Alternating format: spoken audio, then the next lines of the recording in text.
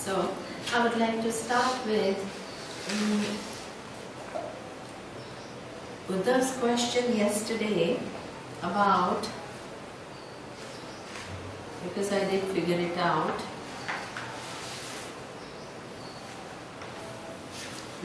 Okay, in Advaita Prakarana verse 1, where it says, Upasana Shritaha Dharmaha Jate Brahmani Vartate. Okay, so this is, what does it mean literally? It literally means that Dharmaha here is in the sense of commitment or pursuit, okay, which is centered on what? Upasana. Centered on Upasana with what orientation? That right now I am away from Brahman, which we explained yesterday. Okay. Now, as a result of my Upasana, what will happen? I will, exactly. So the Brahman will is right now not with me, and as a result of this Upasana, I will reach that Brahman. Okay, so that one, if that is your orientation, where you have started the pursuit, taking it as a reality that you are away from Brahman and your actions will take you to Brahman, which is not there now, that person is said to be Krupana. Okay, because the very starting point is wrong, then what will you do? You will keep on engaging in the world thinking that it is a result of one action which will give you Brahman, which is not there now. And that means it will keep you on search, because what is the nature of the what is nature of this Brahman? It's always there. Exactly, it's always there. Okay, Prag Utpattehe Ajam Sarvam. Okay, so that means that Brahman, which is Ajam and it is Sarvam and it is already there. Okay, and it will always keep you away, because you start with an assumption that it is not there right now, and you will keep on searching, doing something, and you will what? Never recognize that it is already pervading, already an accomplished reality. Okay, so that means the person is using the brain but not using it what? Adequately. So this is why that is Krupanaha Smritaha. Yes? Okay. Now, I do want to, any action. So this kind of, this verse leads us to analyze what can any action do. What does action, we perform so many actions, what can action produce? Limited results. Yeah, it will produce results, that is true. Limited. Sorry? Limited results. Limited, yeah, that is true. It will produce limited results, and what you are searching for is freedom from limitation, and that is the logic that we have seen. That is true. Okay? Now, action, what is it? What are the different types of, now we need to go one step further. Okay? What are the different types of limited results that actions can produce?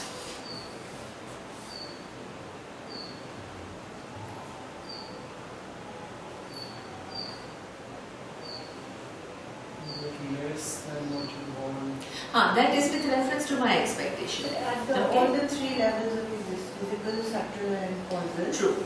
they will produce whatever. I mean, at physical level, gratification, wealth, pleasure, all that. Right. Okay. Now, the Upanishad analyzes the actions themselves and says what kind of results the actions can produce. Okay. So it says you can, through actions, you can create something. The dosa, which is not there now. Yesterday you went to Balaji and you love the dosa. So now you have next desire to what? Have next dosa, which is coming tonight anyway. Tonight they are making dosa here. But, right? now you have an all new desire of dosa yet again. Okay? So now, because of the desire, the dosa is going to manifest? No. Okay? It is not going to manifest. What does it mean? You have to perform action.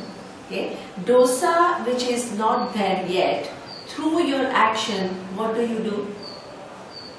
We make it. You make it, right? So the action can create something which is not there now. Yes? This is what we say.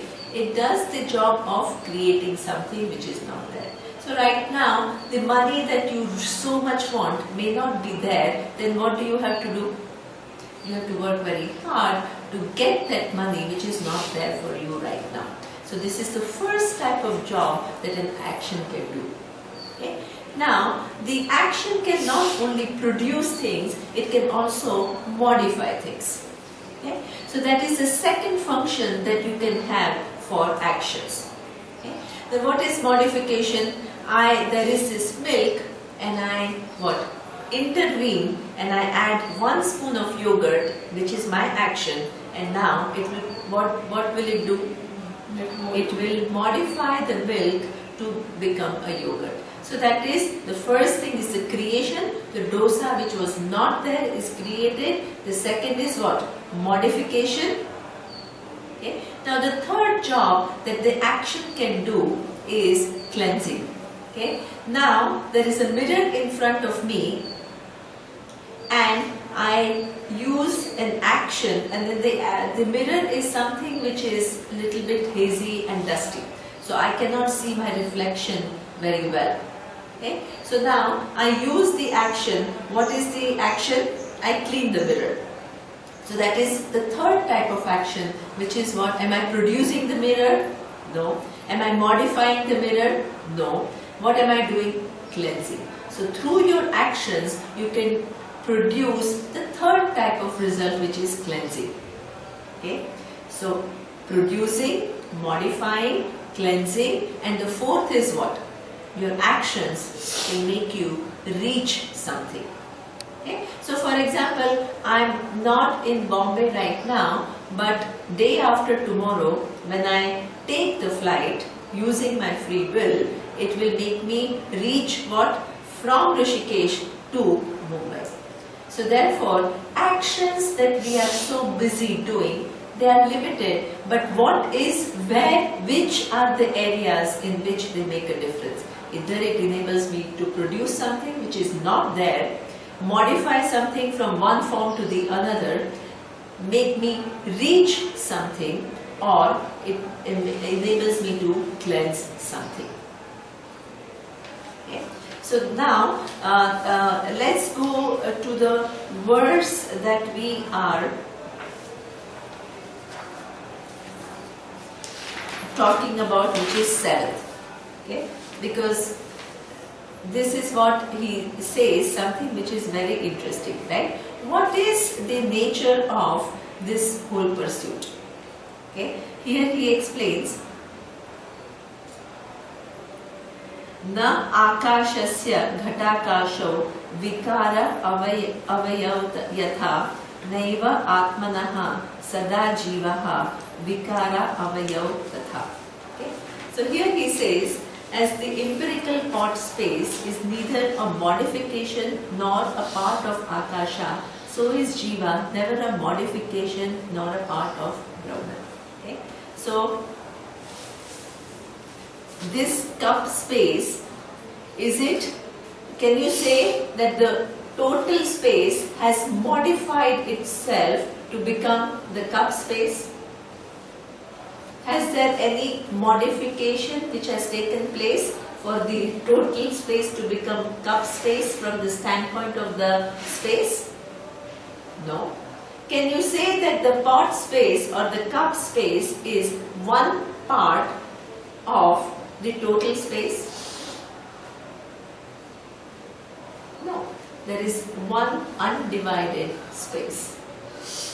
Okay? So therefore, any understanding with reference to Atma being only one part of Ishvara, and then through certain actions it goes and then totally merges with Ishvara, is what this pot space is saying. I have to work very, very hard, okay? Because I am just one part. Now through all these different actions that I do, I want to merge with the big space. Is it true? Does this pot space have to do any modification or merging? There is no merging to be done. Okay? Is it that the part merges into the whole? This is what people romanticize about moksha. Okay? Right now I am just part of Ishvara, even though I include myself as Ishvara. Then what? There is this big Ishvara and I will go and merge with that Ishvara. Okay? There is no merging. All that is here from the standpoint of space, there is no part, okay, nor there is any modification which has taken place for that total space to become what? The cup space. Okay? So that means if the pot space wants to be enlightened, will it do very busy creating something? No. Modifying something? No. Cleansing something? Does the awareness need cleansing? Okay. Or reaching, oh, I am so far away from this, or the Mahakasha, the big space, that I have to reach this space. Does it have to reach this space? No. So the actions can do 4 types of things. None of the 4 are necessary in terms of what? My gaining Atma.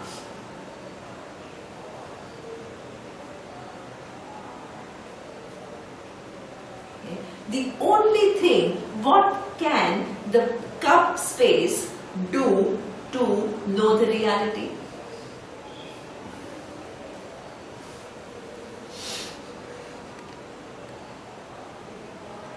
Remove the notion that I am only this and see the reality of space, which as though seems divided but is never divided and is never affected by what is contained in the cup. This is the reality.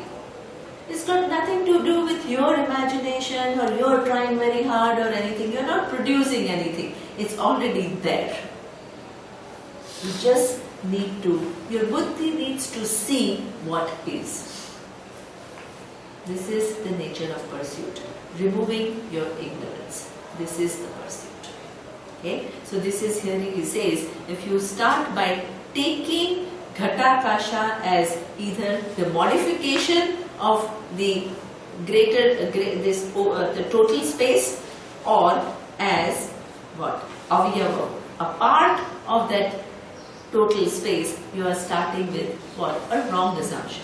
And then what is there? You continue to perform many actions to fix the problem which does not exist.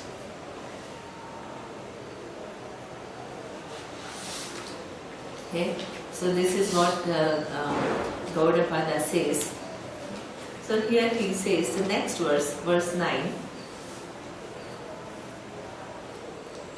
Marane Sambhave Chaiva Gati Agamanayo Api Sithau Sarva Sharireshu Akashena Avilakshana. Okay? So that means, as I said, that once this cup is broken, what happens to the cup space? As It is already there. Exactly. It is already there and it will always be there. It is never displaced. Yes? Okay. Now, imagine that there are some causes which will bring about a new shape of cup. Again, the pot space will again get born? No. The cup space is right now here. When the cup moves from here to here, does the cup space move? No. The cup moves in space. Space doesn't move. Right? So that means when we all move, does the awareness move? No. Okay? It is in and through everything. It seems to be moving, like this cup space. It seems to be moving, but itself is actually moving in space. It is not something where the cup space is something which is specific, which is moving from one place to the other. Okay? So this is what he says, that when marane and sambhave, at the time of the death, you think Atma goes away. And at the time of birth, what do you think? Atma is born. At the time of the birth of the cup, is the pot space born? Never. At the time of the destruction of the cup, is the pot space destroyed? Never. Right? It is always there. What is the birth and death of a cup do? Nothing from the standpoint of the space, but it does give an appearance. From the standpoint of space, actually nothing happens, but then why do you call birth and death? Because it then gives an appearance, and that appearance keeps fooling us.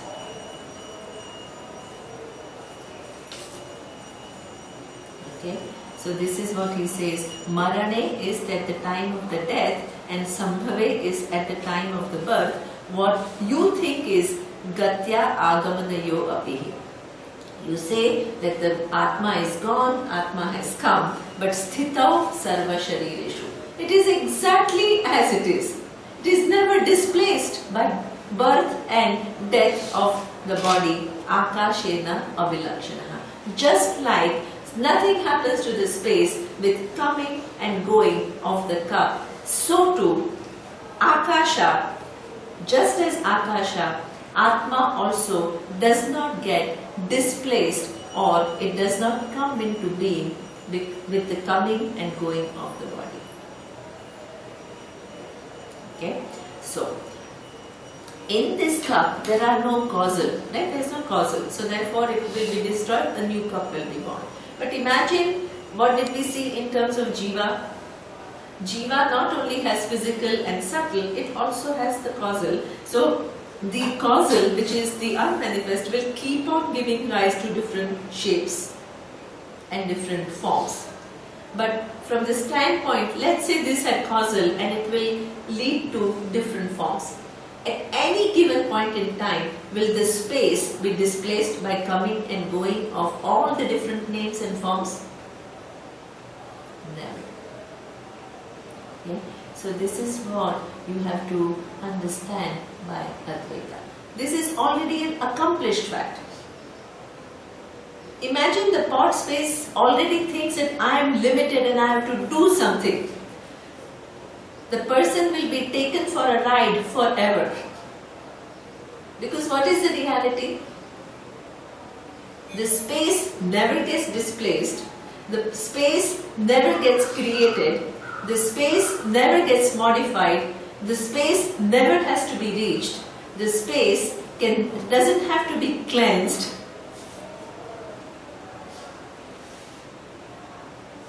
The space, just there is an appearance, and now what, we are not fooled by the appearance. Because the appearance fools you thinking that this pot space is different from the total space. Either it's a part or the full space has modified to become pot space. These are all your creations. It has got nothing to do with what is.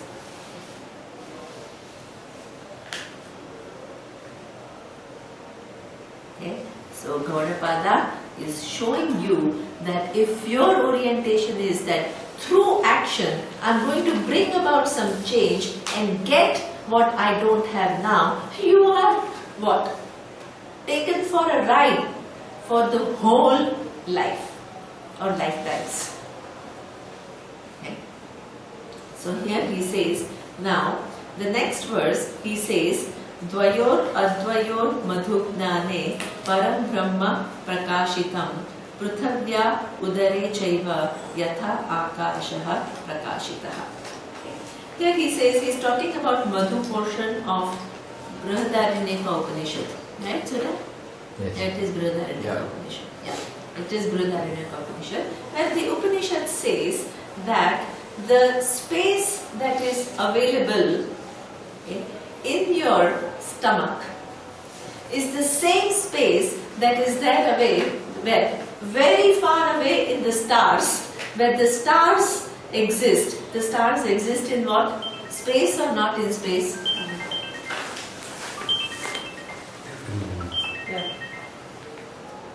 Yeah, the faraway galaxies, do they exist in space or not?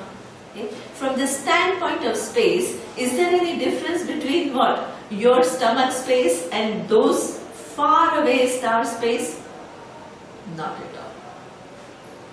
Okay. Whether it seems to be contained within your physical body, or it is something which seems to be what? Counting the distance between two stars, the space is always what it is. We are seeing it from what? Different standpoint. From the standpoint of space, there is absolutely, it doesn't change the space. When you have stomachache, does the space change? The space does not change. Okay, it is whatever that organ that is paining. The space doesn't take on the pain. So this is what is said, that here, does it mean that the Akasha, which is one undivided whole, in terms of when I know the reality that all that is here is one undivided space which is never affected by anything, in my experience, the physical space of stomach will go away? Will it go away? Obviously not. Right? When I come to know all that is here is space, that means that that space, which is what? At the Milky Way, making what? The distance between two galaxies, will come to me here? No. Right? Please understand that Advaita, we always imagine what it is like to understand Advaita, and we create our own pictures of what Advaita will do for me. It is like a scientist, it shows you that all that is here is just mostly space, and then there are some atoms running around. Then he says, okay, theoretically I understand, but practically I will only understand the day that I can walk through this wall.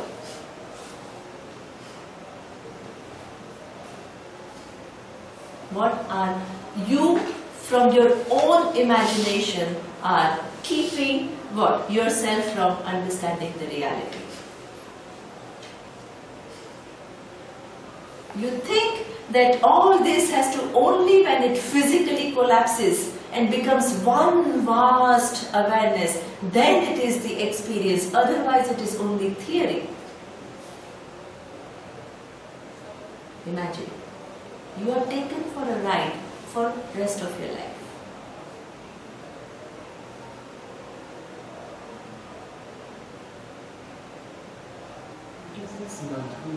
Madhu Brahmana is a portion of the Brihadaranyaka Upanishad, which uses this example. What is there in Udara, what is there, the space that is there in the stomach is the space which is there in what? Faraway galaxies. Yeah, so that is Madhu Gyani. Madhu Gyani. In the Madhu portion of Brihadaranyaka Upanishad.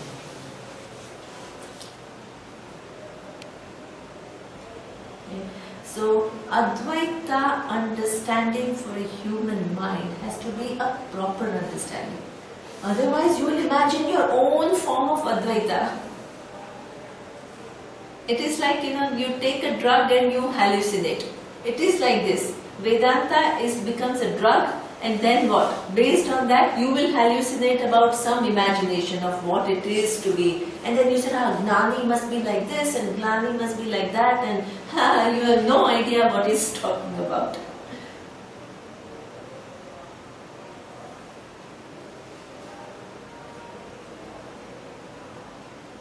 Okay? This is a responsible teaching, and this is why you are shown this reality from so many different standpoints, so that you don't walk away with these kind of ideas. And you take, because what Upanishad is saying is something which is profound. And if you add your ideas, you make it what? Laughable.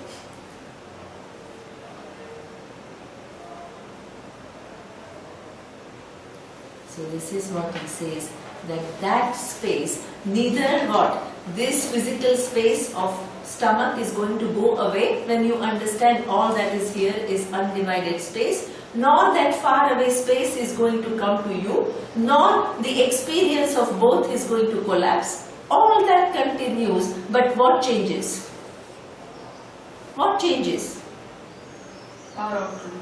Your understanding of what is the nature of space. You don't make those mistakes anymore about nature of space. You see it as it is. Okay, so this is what the next verse says. Now, then somebody is very clever and the person says, okay, now you are telling me that all this upasana and all that which is there, which is done with this orientation that you are separate and you have to gain Brahman and all that, is the person who's krupana. Krupana is what? The person who's not using one's buddhi. But the Upanishads and Vedas themselves prescribe upasana. So why are they talking about it? There are many upasanas which are mentioned.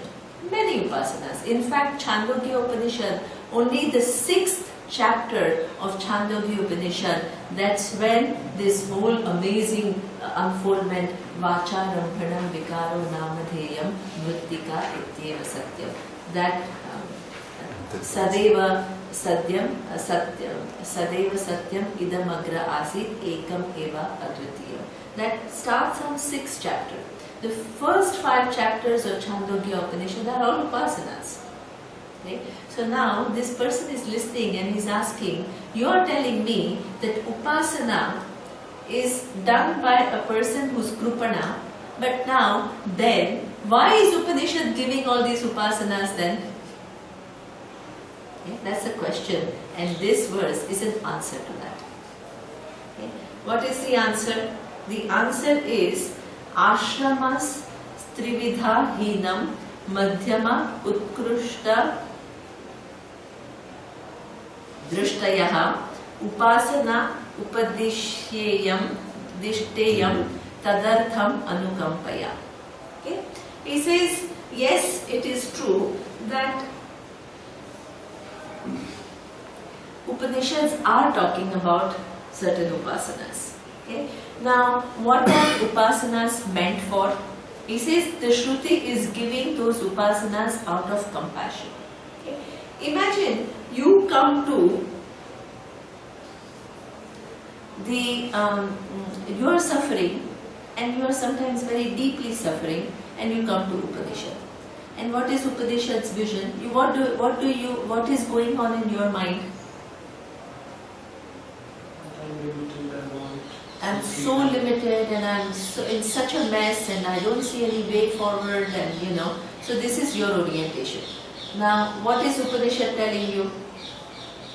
You are limitless. Can you go from I'm no good and intense suffering to I'm limitless? Can the buddhi which is so suffering, can it understand I am limitless? No. So that means Upanishad realizes that people come, there are 3 different types of people who come to Upanishad. It says what? Hina, Madhyama and Utkrushta. Hina is people who just come for intense suffering and then they just come to it for relieving this deep pain that they are feeling. That is the Hinam, because you come to Upanishad, but actually your focus is not really knowing the final reality or anything. You just come because you are finding a way to get rid of your... It's not that you are labeled, please understand. Now don't go out and start judging people. that this is Hina Adhikari and this is Madhyama Adhikari and this is Utkrishta. Every idea we create judgments around it. It's not meant for judgments, it's just showing you what is the purpose of Upasana and how important it is in the pursuit. Right? So please neither judge yourself nor judge others based on these categorizations. Even please don't judge yourself.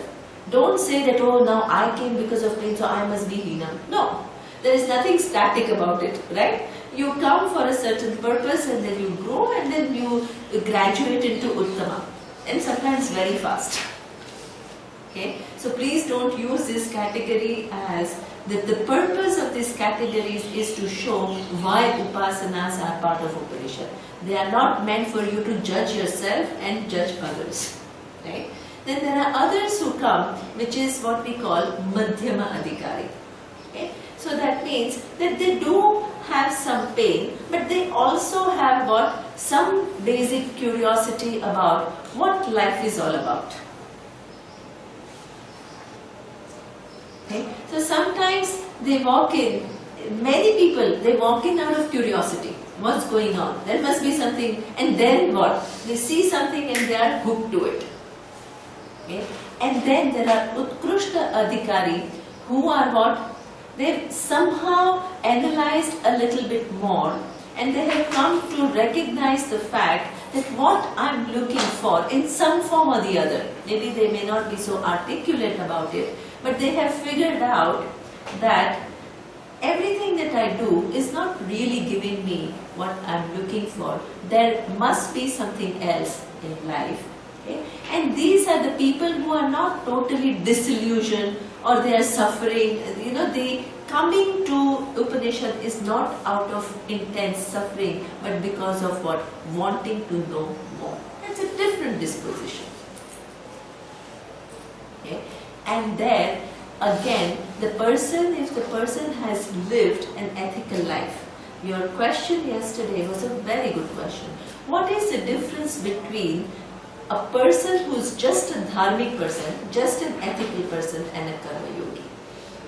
Okay? So if you already come with right values, if you already come where you have not sacrificed on certain universal values, you are a generally ethical, honest person who is kind and compassionate. This is what we call a dharmic person.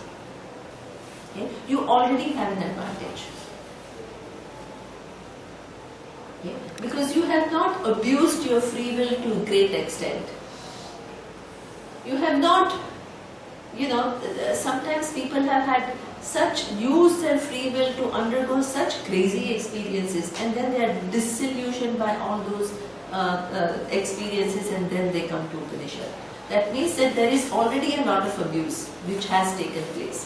For the other person, there is no such abuse. The person has come with just a clean mind, no big baggage, certain understanding of dharma, being honest, they have certain integrity. That person is what we call Uttama Adhikari.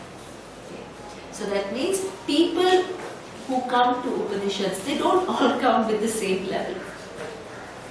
There is a variation. And then capacity. So now, what does the teacher do, or what does the teaching do? Does it judge you and say, hey, you are not ready, you come back to me after what, 10 years or in your next lifetime? Will you say that? No. Here he says, Shruti Anukampaya. Out of compassion, Shruti says, hey, you come. Okay? I will teach you, but along with this teaching, you also need to do some work.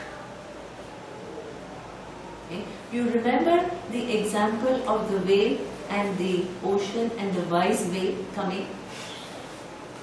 The whale is suffering so much, feels the sense of isolation, lack or whatever. The first step that the teacher, a wise whale, does is to say, don't think of yourself as just this isolated person who is struggling within this vast ocean. Look upon yourself as what? A part of ocean. You are connected to the ocean. the ocean not only governs your life but life of everyone. What you do as a wave influences the dynamics of the ocean. That person gains a certain perspective to life. The person begins to change, identify certain laws that govern the universe, tries to align one's life with those laws, becomes a contributor from a consumer. This is a first step. When the mind is kind of ready, once that alignment has taken place, what has happened now? The wave feels what? Connected. Connected to the total. The wave is proactive because it constitutes the ocean and it has its own place and it has its own responsibilities. Okay. Then the wave also begins to look at all these assumptions of isolation, what it has done to one's psyche. The assumptions of isolation has given a psyche which is afraid, which has sadness, which feels overwhelmed,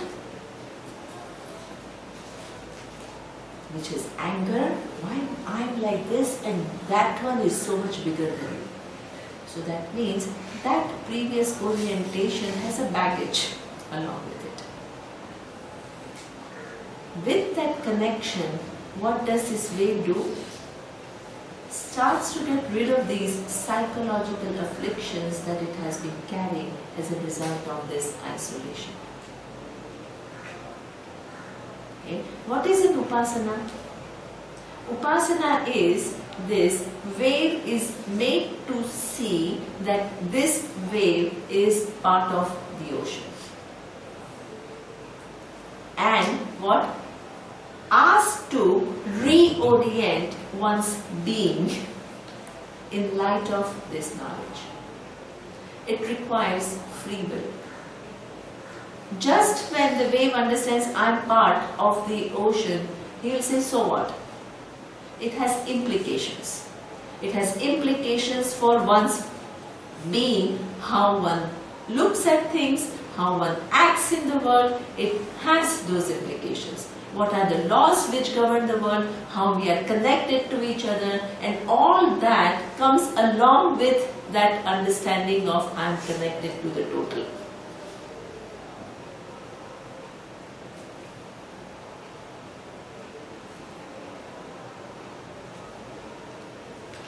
Okay. So unless this is what people why upasana, that upasana is very necessary. Because you can't be taken from where you are to this limitless until you make some adjustments in the way you view things.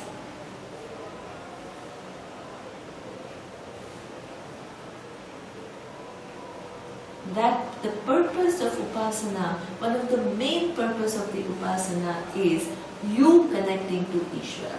Because Ishvara is not in our awareness of day-to-day life.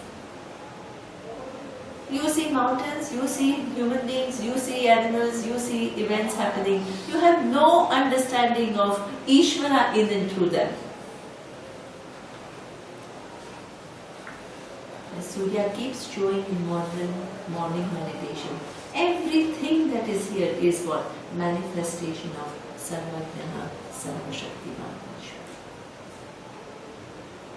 Different characters that you see are manifestation of that Ishvara. What makes you connected to certain characters is what? Laws of Ishvara. That you can change your nature of interaction with those characters, you are within laws of Ishvara. You use that understanding of Ishvara to what? Get over what? Life sucks, things are bad, I'm no good, there is no hope.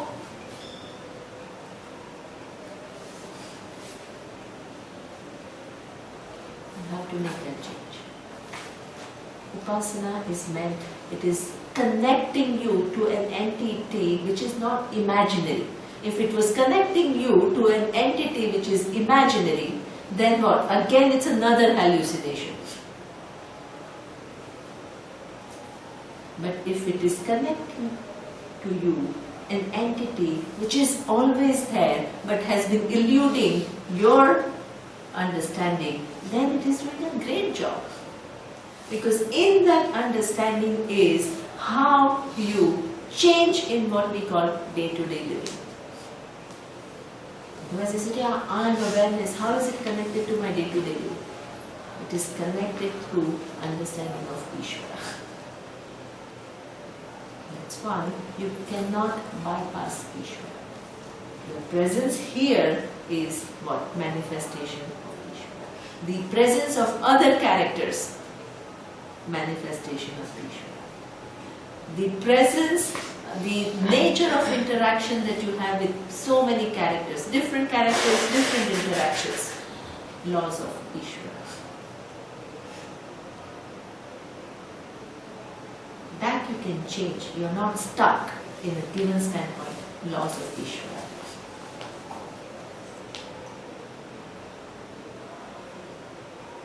Okay. Upasana is certain, anything which is an upasana which connects you to this entity Ishvara. In that connection is a lot of psychological burdens of yours are shedded. Because the psychology will make you what? This individual will somehow correct some vision, but it will not make you see the entity Ishvara. So that basic sense of isolation will still remain. Within that sense of isolation, you will somehow correct your distortion. Vedanta's view of growth is different from just the psychological growth. It has Ishvara in it.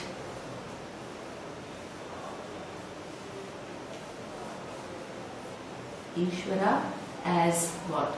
The entire manifestation is manifestation of Ishvara.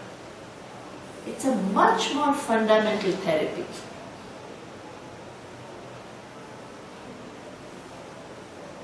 The connection that you see with Ishvara is a very intimate connection, like how the wave is connected to the ocean.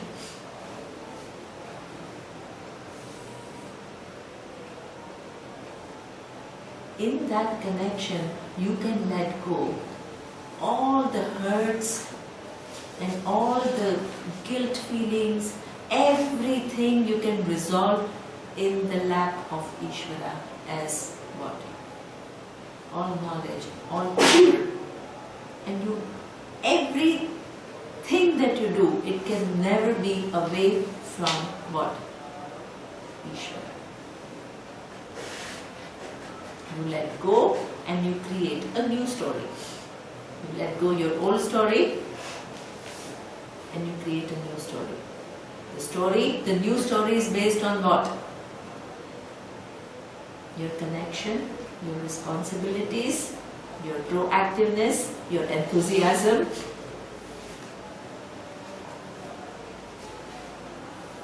You're becoming bigger. That's a new story.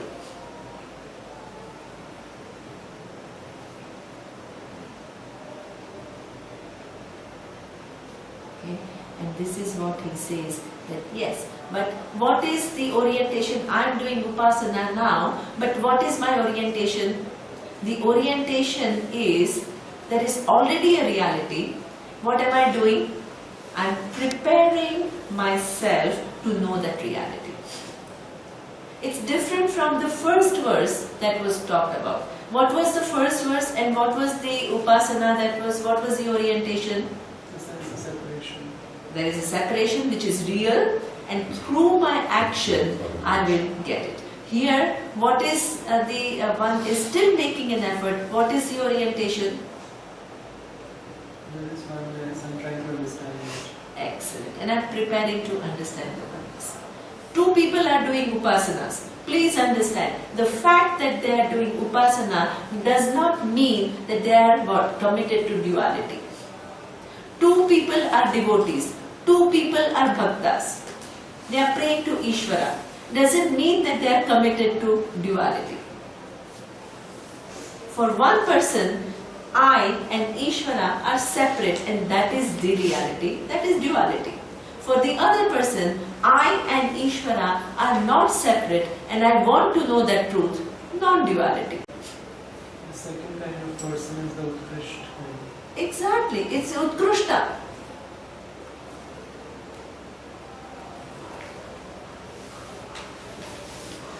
What we see, that we see, but we don't see what the person understands behind those actions.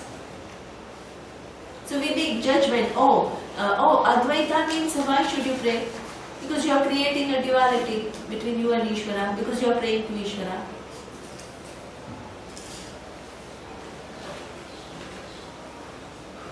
You are not creating duality. You are creating duality if you think basically I am separate from Ishvara. Then you are. But you can pray knowing that there is only one thing, which as though seems to be what?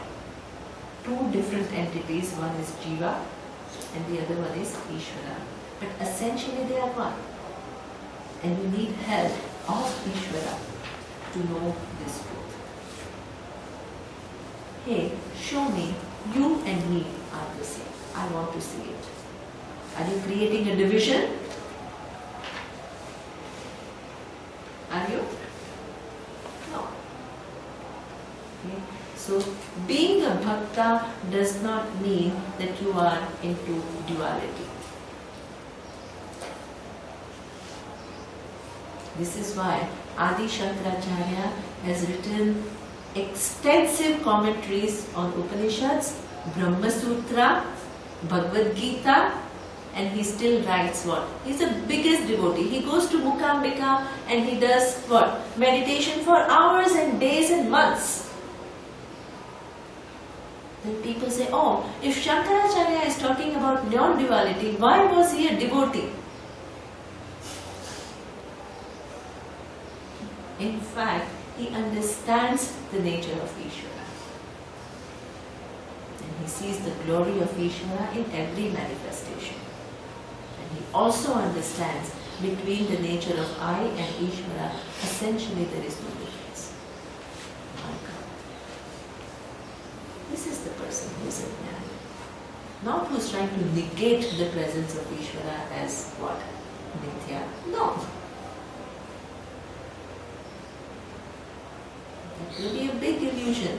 I am the truth of Ishvara, so Ishvara depends upon me. Who are you?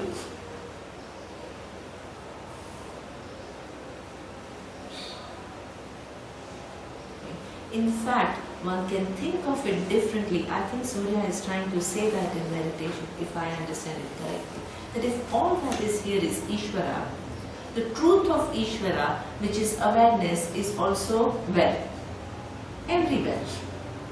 And that truth of Ishvara, which is everywhere, how is it given to you?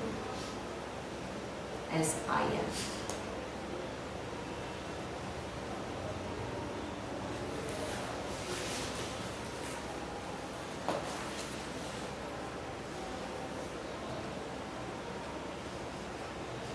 Difficult. The truth of Ishvara, wherever there is all knowledge, there is awareness, without which all knowledge cannot take place. How is this awareness given to you in your buddhi?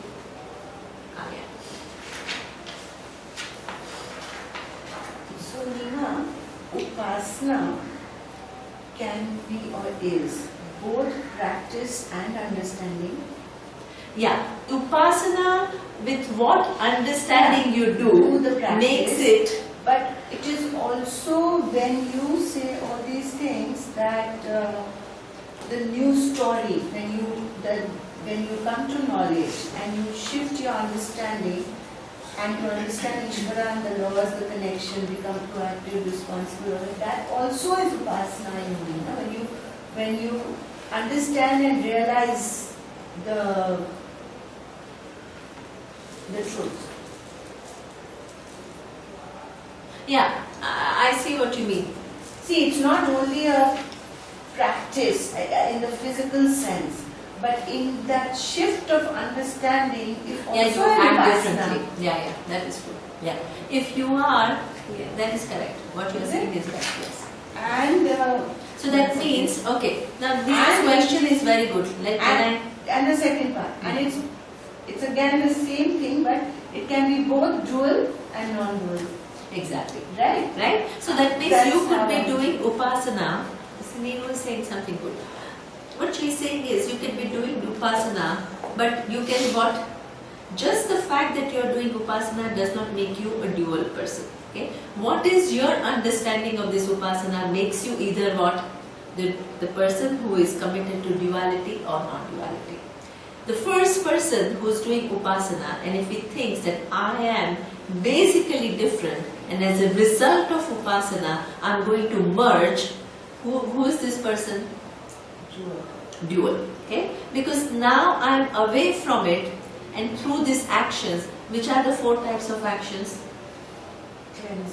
Cleansing, reaching, creating, modifying, I'm going to get it. Yes, this is duality.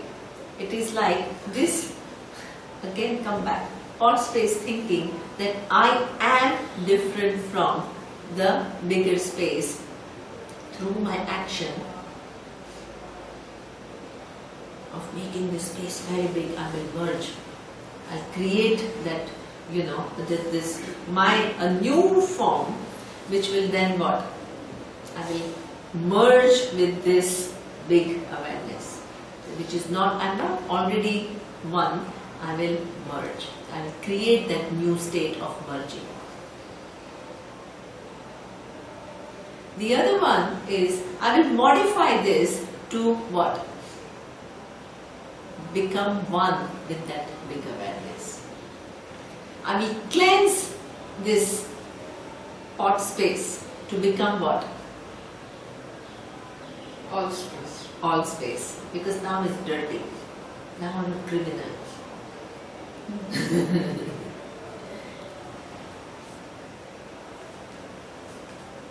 Okay. The fourth is, I will reach with all these actions and their results. I will then one day reach that Mahakasha.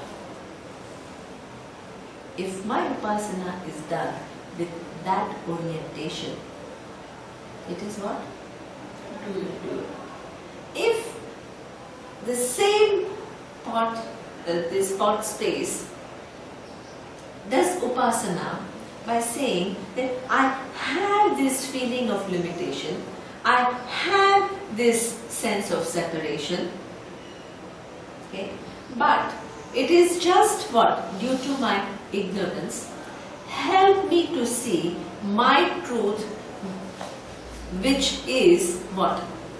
There is only one undivided space which is never affected by whatever goes on in pot space. Give me that clarity. The person is doing upasana, but is this person, can you call duality? No. The person is what? Committed to knowledge. Knowledge of what is.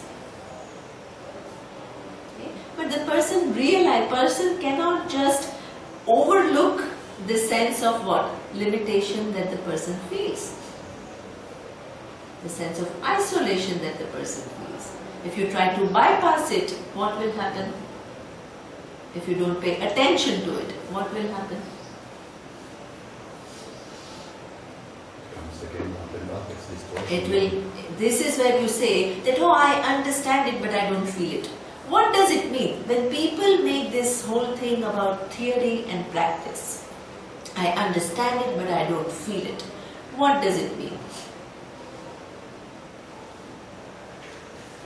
That your old tape is going on and on and on when you go back to work, right? What you have listened to in class of Vedanta, which you somehow see some logic here and there, is kept aside when you go and transact with the world.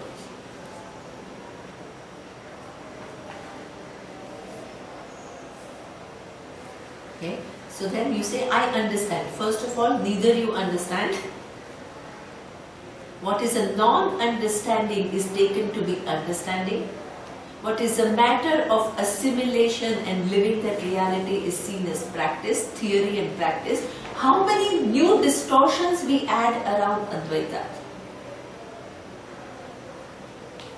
If we are not prepared, we'll keep on what? Create this little Advaita which is as brilliant as anything, right? You keep on creating your notions around it. And there is no end to, the imagination of mind. And all the while, Ishvara looking and said, wow, this is an amazing imagination of this mind.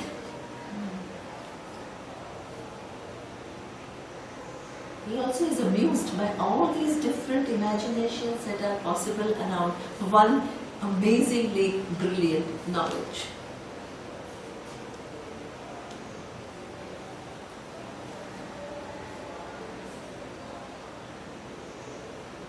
Okay.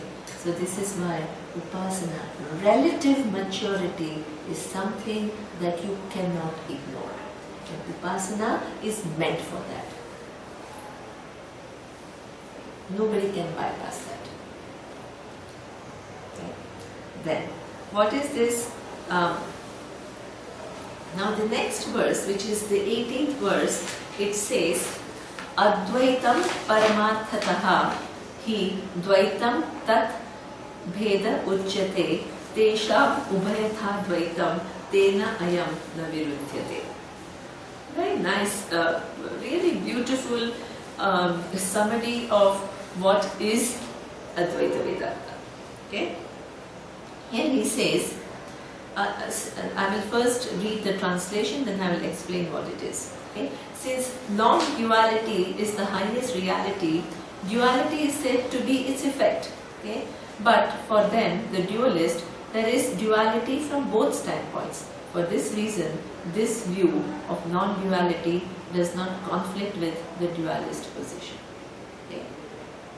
This is very, very, very nice. Okay? For the, who do we call Dvaita school of Dvaita school? Dvaita school is, there is a perception that this body is different from my body. True. There is a perception that I am different from the tree. True. There is a perception that tree is different from the mountain. True. Okay? That is the perception. Nobody is denying that. Okay? Now, Dvaita as a philosophy, what does it say? This perception is the reality. So that means there are really the differences. Where are the differences?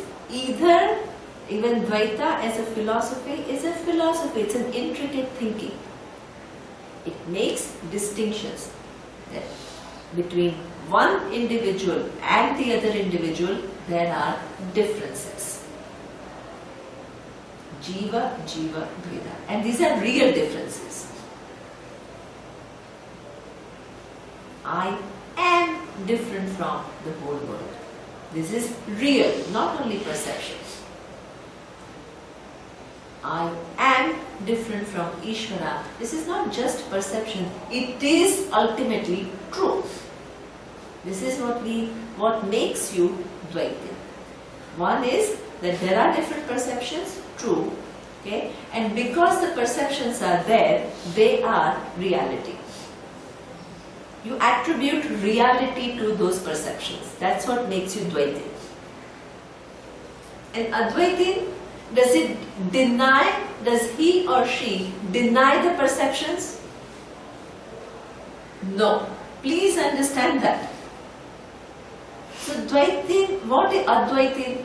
Advaitin will go all the way with Dvaitin and say, you see this body which is different from this body? Dvaitin will say yes. Advaitin will say what?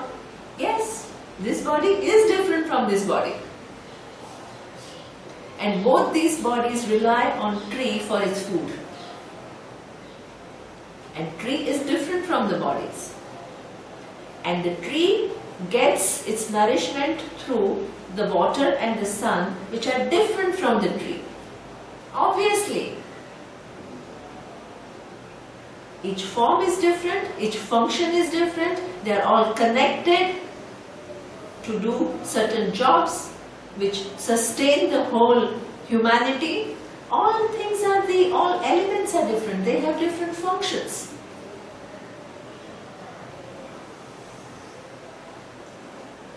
I'm not trying to physically negate those differences and see this body and that tree as all one same form. Is it all one same form? No.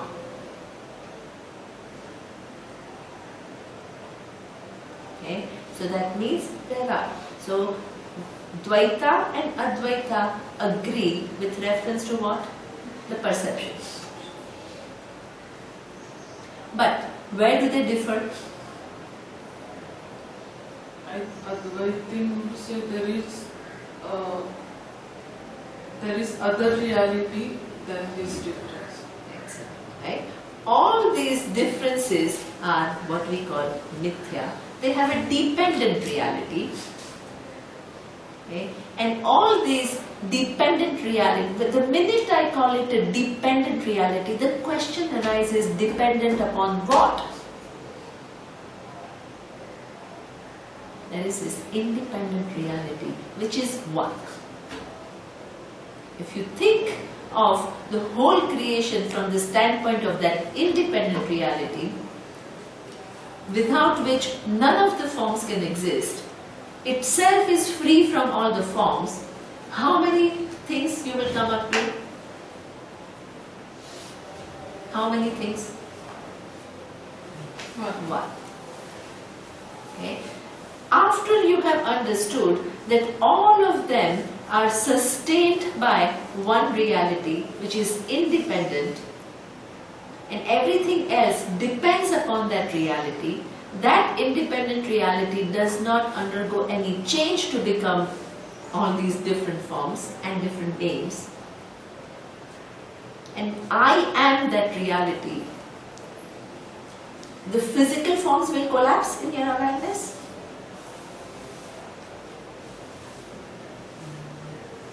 No. They will not collapse. Their truth is known accurately.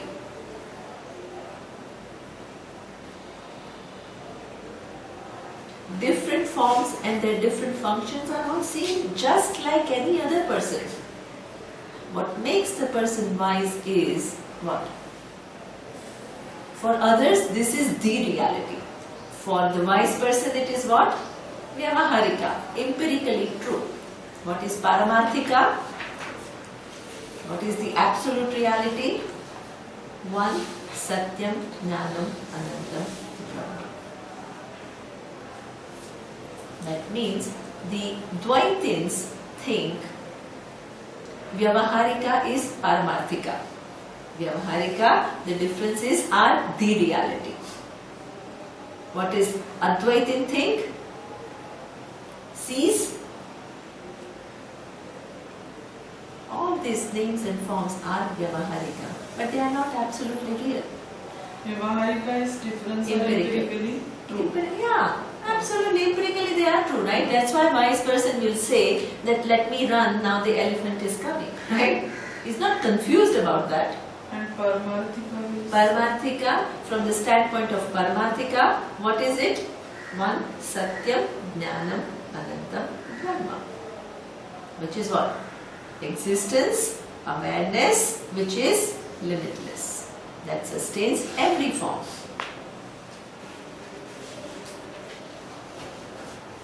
That is one. Then is it one plus all the forms? No. Is it one plus all the forms? No. 10 pots, 100 pots, 1 million pots, 10 million pots. If you look at the forms, how many? 10 million. 10 million. If you look at the content, clay, how many? 1. Advaita. Do you need to collapse all the clays to arrive at 1? No. Do you want to, I will only understand one clay if I collapse all the pots and see one undivided clay.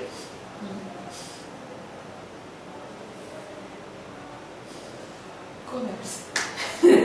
Go, collapse all the forms, collapse time and space. You will be very busy all your life. Go, collapse everything. Start collapsing.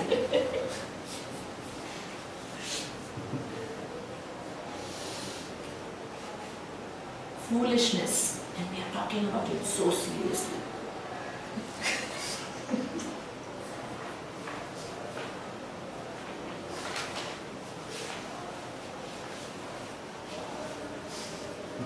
Okay, so this is, he says, for Advaitin, he understands the difference in perception. He's not denying that. It is like examining each and every grain of rice and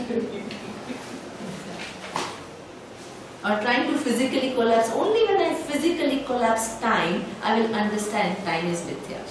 Only when I physically collapse everything and I'll find awareness, then again what your objective. You're trying to find awareness as an object. You see, the whole orientation is so misguided.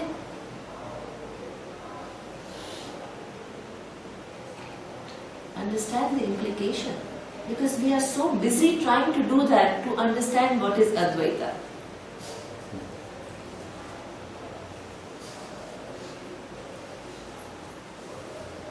Okay, so this here he says that Advaitin understands Dvaitin very well. Why? Because Advaitin also sees the differences. But Dvaitin doesn't understand Advaitin. Why? Because Dvaitin stops at the forms as reality. Advaitin sees something more.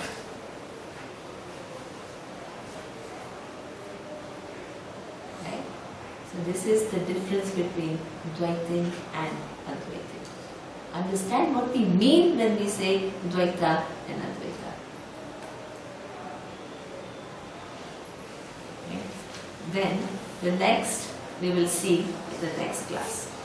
Okay?